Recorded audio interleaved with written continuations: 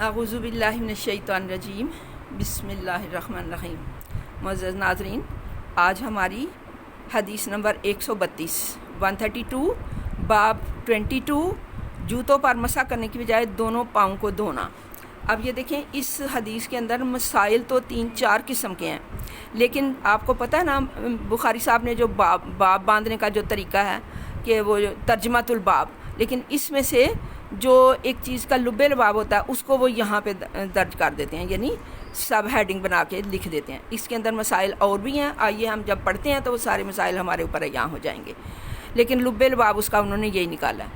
حضرت عبداللہ بن عمر، اب یہ کون ہے؟ حضرت عبداللہ بن عمر، آپ کو پتہ ہے جن کی کنیت ابو عبد الرحمن ہے، تو یہ حضرت حفصہ کے بھائی ہیں اور حضرت عمر رضی اللہ تعالیٰ عنہ کے بیٹے ہیں۔ یہ پیچھے بھی آیا تھا نا ان کا ذکر، جب وہ چھت کے اوپر جو ہے وہ رفع حاجت کے متعلق آیا تھا، تو وہ انہی کے یہی تھے حضرت عبداللہ بن عمر۔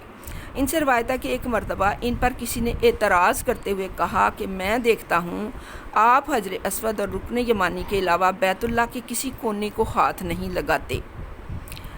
اب یہ حضرت عبداللہ بن عمر جو ہیں، ان کے متعلق یہ بھی ہے کہ جیسے جب ہجرت کر کے آئے تھے مسلمان، بڑے خستہ حال، بڑے ہی تنگ دستی اور سب کچھ بے گھر، غریب الوطن، تو اس وقت مسلمانوں کو جو سب سے پہلی خوشی ملی تھی وہ تھے حضرت زبیر، عبداللہ بن زبیر اس وقت دنیا میں تشریف لائے، اور وہ پہلی خوشی تھی جو مسلمانوں کو ملی، اور آپ صلی اللہ علیہ وسلم نے اپنے لعاب مبارک کی گھٹی ان کو دی، حضرت عبداللہ بن زبیر کو۔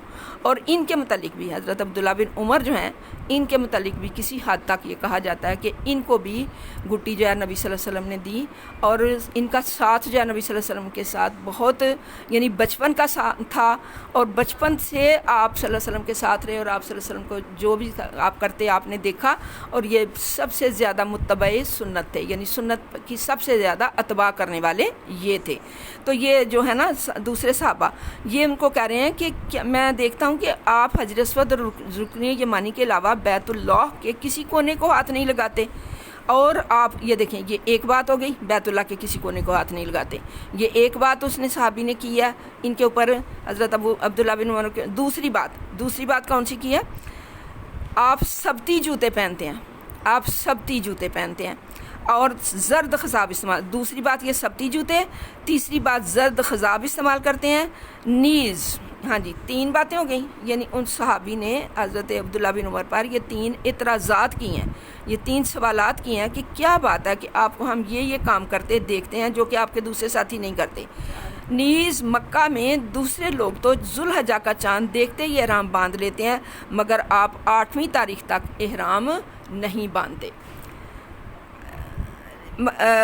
حضرت ابن عمر نے جواب دیا کہ بیت اللہ کے کونوں کو چھونے کی بات تو یہ ہے کہ میں نے رسول اللہ صلی اللہ علیہ وسلم کو دونوں یمانی رکنوں کے علاوہ کسی دوسرے رکن کو ہاتھ لگاتے نہیں دیکھا، اور سبتی جوتوں کے متعلق یہ ہے کہ میں نے رسول اللہ صلی اللہ علیہ وسلم کو وہ جوتے پہنے دیکھا جن پر بال نہ تھے، وہ جوتے پہنے دیکھا جن پر بال نہ تھے، اور آپ ان میں وضو فرماتے تھے، لہٰذا میں ان جوتوں کو پہننا پسند کرتا ہوں۔ رہا زرد رنگ کے استعمال کا معاملہ، تو میں نے رسول اللہ صلی اللہ علیہ وآلہ وسلم کو یہ خضاب لگاتے ہوئے دیکھا ہے، اس لیے میں بھی اس رنگ کو پسند کرتا ہوں۔ اور احرام باندھنے کی بات یہ ہے کہ میں نے رسول اللہ صلی اللہ علیہ وسلم کو اس وقت تک احرام باندھتے نہیں دیکھا جب تک آپ کی سواری آپ کو لے کر نہ اٹھتی، یعنی 8ویں تاریخ کو، یعنی مینا کی طرف چلنا پڑتی، ذوالحجہ کی 8ویں تاریخ کو آپ احرام باندھتے جب آپ کی اونٹنی آپ کو لے کر مینا کی طرف چل پڑتی۔ اس حدیث کی تشریح کی طرف اس میں سے استدلال لیتے ہیں کہ کیا کیا استدلال ہم نے اس میں سے نکالنا ہے۔ کہ یہ جو تھے حضرت عبداللہ بن عمر، آپ کو بتایا گیا کہ ان کا زیادہ وقت جو ہے رسول اللہ صلی اللہ علیہ وسلم کی مائیت میں گزرا، اور یہ ہر کام سنت کے مطابق کرتے تھے، بہت بڑے متبع سنت تھے۔ تو جو ان کے ساتھی تھے نا، وہ اس طرح نہیں کرتے ہوں گے، انہوں نے جب دیکھا کہ آپ یہ 4 کام کرتے ہیں تو انہوں نے کہا کہ آپ ایسا کیوں ہے؟ تو آپ نے فرمایا کہ میں نے نبی صلی اللہ علیہ وسلم کو ایسا کرتے ہوئے دیکھا ہے۔ اب دیکھیں، پہلی بات میں دیکھتا ہوں کہ آپ حجر اسود اور رکن یمانی کے علاوہ، رکن کس کو کہتے ہیں؟ کونے کو۔ رکن کسے کہتے ہیں؟ کارنر، کونا۔ اب یہ آپ دیکھیں، ابھی آپ کو دکھاتی ہوں میں تصویر رکن یمانی کی اور حجر اسود کی بھی۔ تو یہ دیکھیں کہ یہ 4 کونے ہیں نا کعبۃ اللہ کے، کعبۃ اللہ کے 4 کونے ہیں، ان میں سے یہ 2 کونے، ایک میں حجر اسود ہے اور ایک میں رکن یمانی ہے، یعنی ان دونوں کونوں کا منہ جو ہے وہ یمن کی طرف ہے، اس لیے ان کو یمانی کہا گیا۔ یہ دونوں کو رکن یمانی کہا گیا، حجر اسود کو بھی اور رکن یمانی جو ہے اس کو بھی۔ یہ آپ تصویر میں دیکھیں، ایک کونا جو ہے نا کعبۃ اللہ کا، اس میں یہ دیکھیں، آپ کو نظر آ رہا ہے، یہ رکن یمانی ہے۔ یہ دیکھیں، یہ کعبے کا کونا ہے جس کو اس طرح تھوڑا سا رگڑ کر گول کر دیا گیا، اور اس کے اندر یہ پتھر جو ہے وہ نظر آ رہا ہے۔ رکن یمانی ایک کونے پر ہے جس کونے کا منہ جو ہے وہ یمن کی طرف ہے، اس کا رخ یمن کی طرف ہے، اس وجہ سے اس کو رکن یمانی کہا گیا ہے۔ ہاں جی، تو یہ آپ نے دیکھا، یہ رکن یمانی ہے، یعنی یہ جو چیز ہے نا، اس کا کنارہ یہ ڈیفرنٹ ہو سکتا ہے، لیکن یہ رخ اور یہ جگہ یہ وہی ہے۔ یہ یعنی اس کے اوپر یہ جو ڈیزائن بنا ہوا ہے، یہ ممکن ہے آپ جس سال جائیں اس سال یہ ڈیزائن بدلا ہوا، پہلے یہ نہیں ہوتا تھا، یہ بعد میں آیا اسی طرح سے۔ لیکن یہ جگہ جو ہے یہ ہے، یعنی یہ ایک آپ نے طواف شروع کیا اور طواف کرتے کرتے آپ یہاں تک آئے رکن یمانی پہ، اور کوشش کرنی ہے اس کو چھونے کی۔ لیکن آج کل حج میں جو رش کا حال ہوتا ہے نا، اس میں تو چھوا نہیں جا سکتا۔ ہاں، جو پہلے لائن والے ہوں گے، کوئی خوش قسمت جو پہلے شروع میں طواف میں شامل ہو گئے ہوں گے، ان کے لیے ممکن ہے کہ وہ اس کو چھو لیں، اس کو ہاتھ لگا لیں، کیونکہ نبی صلی اللہ علیہ وآلہ وسلم نے اس کارنر کو، اس کونے کو ہاتھ لگایا، اس کو چھوا۔ اس کے بعد آپ آگے آتے ہیں تو آگے جو ہے وہ ہوگا حجر اسود، اور اس کے بعد آگے آپ آئیں گے اسی رخ پہ آپ کو دوسرے اگلے کارنر پہ ملے گا حجر اسود، جو کہ سیاہ پتھر، جس کو آپ نے چومنا ہے۔ اور اگر چومنے کا موقع نہیں ملتا تو پھر آپ نے استلام کرنا ہے۔ استلام کیسے کرنا ہے کہ اس طرف ہاتھ کر کے نا، لیفٹ ہینڈ پہ دونوں ہاتھ کھڑے کرنے ہیں اور کہنا ہے بسم اللہ کیا کہنا ہے؟ بسم اللہ اللہ اکبر، بسم اللہ اللہ اکبر۔ یہ ہے استلام، یعنی اگر آپ حجر اسود کا بوسہ نہیں لے سکتے تو پھر آپ استلام کر سکتے ہیں۔ یہ ہو گیا۔ اب آگے یہ، ہاں جی، تو یہ ہے جی دوسرا یمنی رکن آپ کے سامنے، جس کو آپ حجر اسود کے نام سے جانتے ہیں، لیکن یہ بھی یمنی رکن ہے، یعنی اس کونے کا بھی منہ جو ہے یہ بھی کونے پہ ہے اور اس کا منہ بھی یمن کی طرف ہے، اس لیے ان دونوں کو رکن یمانی کہا جاتا ہے۔ اس کو دیکھتے ہی بہت سارے لوگوں کے جذبات میری طرح سے بے قابو ہو رہے ہوں گے۔ کبھی یہ ہمارے سامنے تھا، اس وقت بھی الحمدللہ چلیں یہ تصویر ہمارے سامنے، اور ہم اس کو لپک کر اس کو بوسہ لینے کے لیے بے قرار ہو رہے تھے۔ جن لوگوں نے نہیں لیا ان کو اللہ تعالیٰ نصیب کرے، اور ہمیں بھی دوبارہ اس جانے کی سعادت نصیب کریں۔ دیکھیں، جو پہلا یمنی رکن تھا نا، اس کو ہم نے چھونے کی کوشش کی، اگر نہیں چھو سکے تو آگے چلے ہم، اور اس وقت دعا کون سی ہے؟ دعا مسنون کون سی ہے؟ ربنا آتینا فی الدنیا حسنۃ وفی الآخرۃ حسنۃ وقنا عذاب النار۔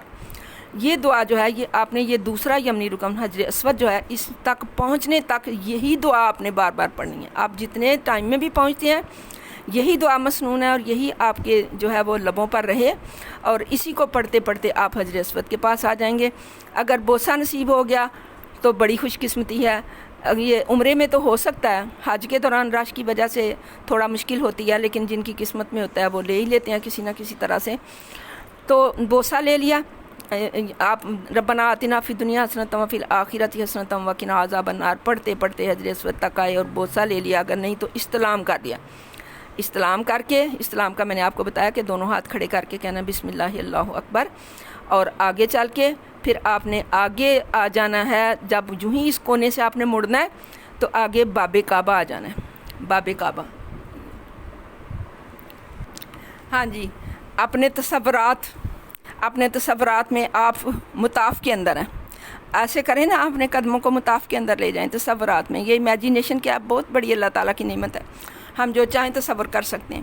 اپنے تصورات میں لے آئیں کہ آپ حجر اسود کے پاس پہنچ گئے۔ یہ حجر اسود، پہلے آپ نے بڑا دیکھا، اب یہ چھوٹی میں آپ کو دکھا رہی ہوں۔ یہ حجر اسود سے پھر آپ نے جب چلنا ہے تو یہ دیکھیں، یہ آگے آ جائے گا باب کعبہ۔ لیکن حجر اسود اور باب کعبہ کے درمیان ملتزم ملتزم ایسا مقام ہے جہاں پر ضرور اپنا سینہ جو ہے اس کو اس جگہ کے ساتھ لگانا ہے کہ یہ نبیوں کی سنت ہے، اور نبی اپنا سینہ جو ہے وہ اس کے ساتھ لگا کر روتے رہے، گڑ گڑاتے رہے اور دعائیں مانگتے رہے۔ تو کوشش ہماری بھی یہی ہونی ہے کہ ہم نے اپنا سینہ جو ہے وہ اس کے ساتھ لگانا ہے، اور اگر نہیں لگا سکتے، اگر نہیں ہماری قسمت میں، تو پھر آگے چلے جائیں۔ یہ آگے باب کعبہ ہے، اس کی چوکھٹ پر لٹکے ہوئے لوگ آپ کو اس چوکھٹ کو پکڑے ہوئے گڑ گڑاتے ہوئے اونچی آواز میں روتے ہوئے دعائیں مانگتے ہوئے نظر آئیں گے۔ کوشش ہماری بھی یہی ہے کہ یہاں ہم بھی اپنا ہاتھ لگا لیں، اس چوکھٹ کو چھو لیں، لیکن اگر نہ ہو سکے، اگر یہ نہیں ممکن، خصوصاً خواتین کے لیے، تو پھر خواتین کو یہ منع کیا گیا کہ جہاں پہ ان کی بے حرمتی ہوتی ہو وہ اس جگہ کو سے آگے چلی جائیں، پھر آگے چلے جائیں، اور پھر آگے جو ہے وہ حتیم پاک آئے گا، اس میں نوافل ادا کریں، پھر چکر لگا کے پھر آ جائیں، پھر وہی چیز ہے۔ تو یہ یعنی یہ ایک نقشہ آپ کو دکھایا کہ کیوں وہ صاحب جو تھے وہ حضرت یہ جو تھے عبداللہ بن، تو گویا یہ بڑے جذباتی قسم کی جو تصاویر ہم نے دیکھیں، اور بڑے جذبات ہمارے جو ہے وہ ہو گئے، حرکت میں آ گئے۔ تو اب آئیے اس حقیقت کی طرف چلتے ہیں کہ یہ ہم کر کیا رہے تھے۔ حدیث شریف پڑھ رہے تھے کہ حضرت عبداللہ بن عمر جو تھے، ان کے اوپر ایک صحابی نے اعتراض کیا تھا کہ کیا بات ہے کہ آپ حجر اسود رکن یمانی کے علاوہ بیت اللہ کے کسی کونے کو ہاتھ نہیں لگاتے، باقی 2 کونے بچ گئے نا، چار کونے ہیں نا بیت اللہ شریف کے، 2 کونے، ایک میں یہ رکن یمانی آ گیا، ایک میں حجر اسود آ گیا، 2 کونے باقی بچے، یعنی ان کو ہاتھ نہیں لگاتے، ان کو ٹچ نہیں کرتے، صرف ان دونوں کونوں کو ٹچ کرتے ہیں طواف کے دوران۔ تو یہ اس کا جواب جو ہے وہ میں نے آپ کو دیا ہے کہ نبی صلی اللہ علیہ وسلم نے انہوں نے کیا جواب دیا تھا اس کا؟ میں نے نبی صلی اللہ علیہ وسلم کو ایسا کرتے نہیں دیکھا۔ وہ بہت بڑے متبع سنت تھے، اور انہوں نے بتایا کہ میں نے نبی صلی اللہ علیہ وسلم کو ایسا کرتے نہیں دیکھا۔ اور اس سے اگلی بات کریں، اور آپ سبتی جوتے پہنتے ہیں، سبتی جوتے کیا ہوتے ہیں؟ سینڈل۔ یہ انشاءاللہ العزیز کل آپ کو، یعنی آج ایک ہی بات جو ہے وہ ہم اس حدیث کی ایک ہی استدلال جو ہے وہ کر سکیں ہیں، اگلا انشاءاللہ کل کریں گے۔ وما علینا الا البلاغ المبین۔